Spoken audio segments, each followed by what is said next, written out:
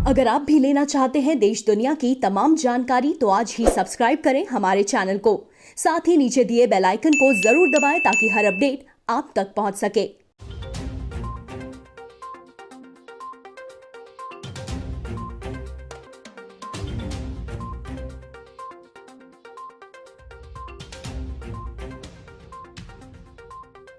नमस्कार, प्रवासी news network पर आप सभी का स्वागत है। श्रमिक स्पेशल ट्रेनों से श्रमिकों का, खासतौर पर प्रवासी श्रमिकों का अपने अपने गृह राज्य पहुंचना शुरू हो गया है। उनके चेहरे की खुशी देखते ही बनती है।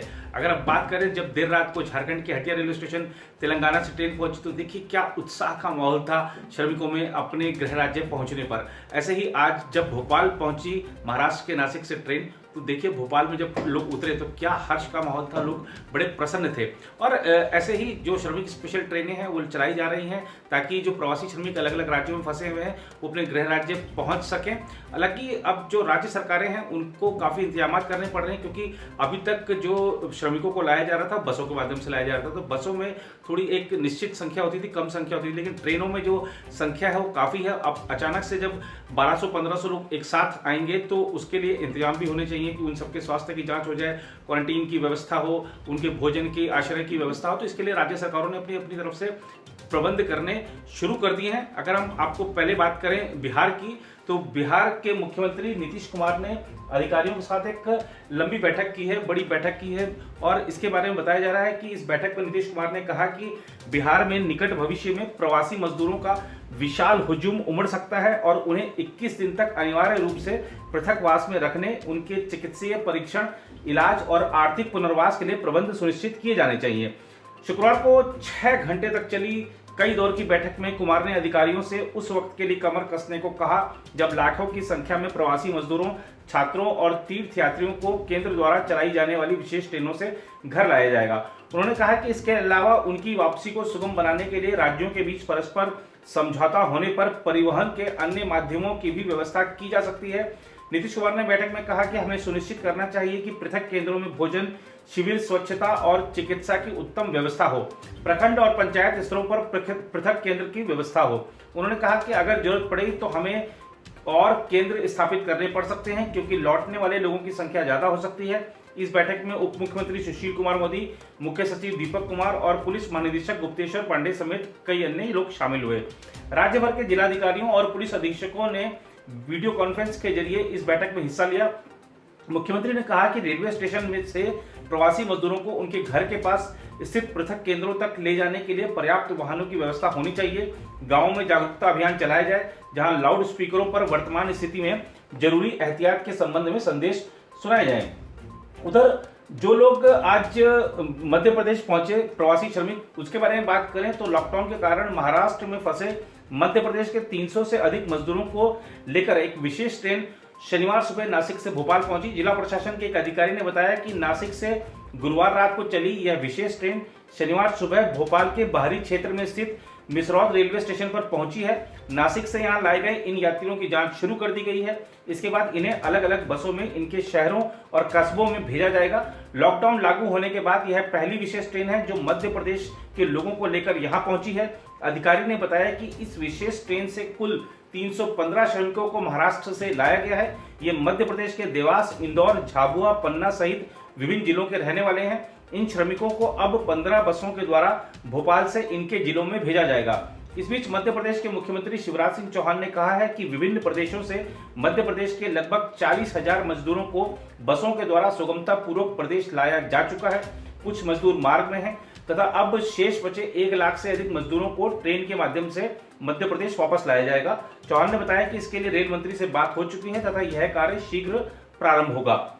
उधर लॉकडाउन के कारण फंसे झारखंड के 1250 से अधिक प्रवासी श्रमिक और अन्य लोग शुक्रवार रात जब तेलंगाना के लिंगमपल्ली स्टेशन से विशेष ट्रेन से रांची के हटिया रेलवे स्टेशन पहुंचे तो उनकी प्रसन्नता का कोई ठिकाना नहीं था। इन श्रमिकों के यहां पहुंचने पर केंद्र सरकार और राज्य सरकार का धन्यवाद व्यक्त किया गया।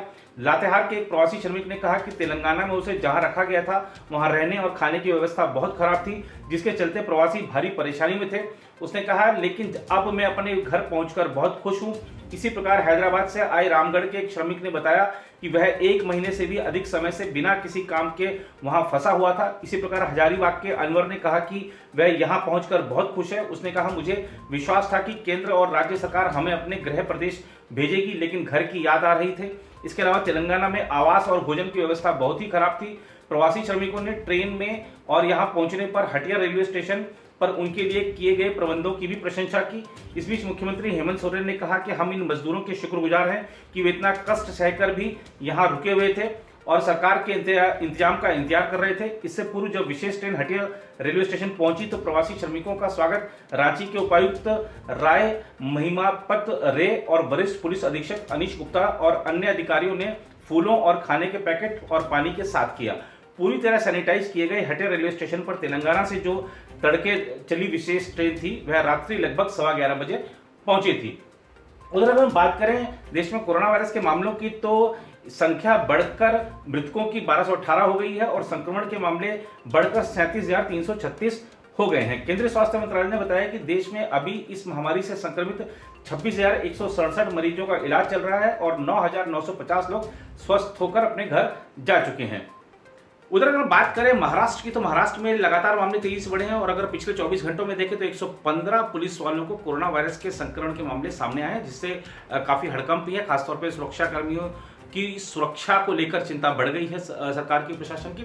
इसके अलावा हम कल से ये एक अभियान चला रहे हैं कि किस तरीके से प्रवासी श्रमिकों के लिए केंद्र और राज्य सरकारें मदद कर रही हैं और हमारे जो सोशल मीडिया अकाउंट्स हैं उस पर भी बहुत सारे प्रवासी श्रमिकों ने अपनी अपनी समस्याएं भेजी हैं कि हमें बता दीजिए कि हमारी ट्रेन इस शहर से उस शहर के लिए कब जाएगी, उस शहर से इस शहर के लिए कब जाएगी। ऐसे बहुत सारे सवाल, बहुत सारे प्रश्न हजारों की संख्या में आए हैं। हम आपके लिए यही बताना चाहते हैं कि आपके राज्य के लिए कौन सी ट्रेन जानी है ये आपका राज्य ही डिसाइड करेगा। जो केंद्र ने व्यवस्था करी है उसमें सारा भार राज्यों के ऊपर है। ये पहली बात समझने की चीज है।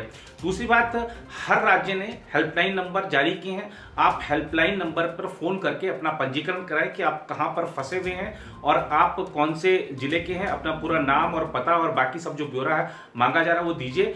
कि जो राज्य सरकारें हैं वो रजिस्ट्रेशन कर रही हैं और राज्य सरकार ही आपको तय करके बताएंगी कि आपको ट्रेन से आना है, आपको बस से आना है। आपको अगर ट्रेन से आना है तो किस दिन आपके लिए कौन सी ट्रेन चलेगी, कितने बजे चलेगी और आपको कब रेलवे स्टेशन पहुंचना है, कौन से रेलवे स्टेशन पहुंचना है, इसके बारे में सारी जानकारी राज्य सरकार ही देंगी आपको। तो राज्य सरकारों की जो हेल्पलाइन नंबर है, उनके जो ट्विटर हैंडल्स हैं, अगर आप सोशल मीडिया पर रहते हैं तो आप उनके चाहे फेसबुक पेज हो चाहे उनके ट्विटर हैंडल हो उन पर भी सतत संपर्क बनाए रखें। और राज्य सरकारों के आप ओर से सभी समाचार पत्रों में आप जिस भी शहर में वहां के समाचार पत्र देखिए, हर राज्य की सरकार कहीं ना कहीं अपने उनको पता है कि हमारे श्रमिक कहां पर ज्यादा संख्या में फंसे हुए, तो वहां के समाचार पत्रों में विज्ञापन भी दिया जा रहा है। उन विज्ञापनों को देखिए। हेल्पलाइन नंबर हर जगह उपलब्ध है और 24 घंटे काम कर रहे हैं। आपदा के समय में धैर्य और संयम बनाए रखिए। आप जहां पर हैं आपको वहां से ले जाने की व्यवस्था होगी, लेकिन थोड़ा धैर्य संयम बनाए रखें। सरकार चाहे केंद्र की हो राज्य की हो, सभी मेहनत कर रही हैं, आपकी परेशानियां समझ रही हैं। आपको जल्द ही परेशानियों से मुक्ति मिलेगी, ऐसी सरकार की कोशिश भी है और ऐसा दिख भी रहा है कि ये शुरू हो चुका है काम। फिलहाल इस रिपोर्ट में इतना ही। बाकी देशों की खबरों के लिए बने रहें प्रभात साक्षी के साथ।